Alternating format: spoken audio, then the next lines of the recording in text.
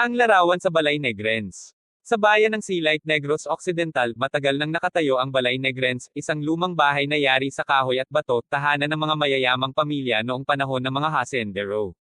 Sabi ng mga matatanda, sa loob ng bahay ay naninirahan ang mga alaala ng nakaraan, pati na rin ang mga lihim ng mga yumao. Isang hapon dumating si Marco, isang batang turista na mahilig sa kasaysayan at sa pagkuha ng litrato.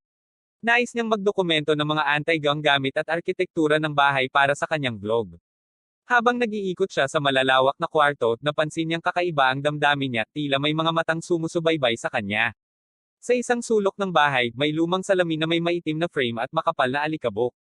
Pinwesto niya ang sarili sa harap nito at kumuha ng selfie gamit ang kanyang phone.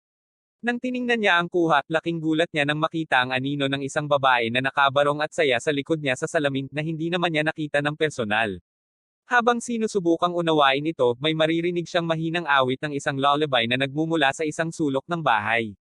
Napatingin siya at nakita ang isang lumang rocking chair na unti-unting umiindak na parang may pumapagitna. Nang magising si Marco sa takot, bumukas ang isang pinto na matagal nang nakasarado, at ang ilaw sa paligid ay nagsimulang kumurap-kurap. Sa loob ng salamin, muling lumabas ang mukha ng babae, ngunit ngayon, nakatitig ito ng diretso sa kanya, parang sinasabing, umalis ka na. Hindi na nagdalawang isip si Marco, kinuha ang kanyang gamit at mabilis na tumakbo palabas ng bahay.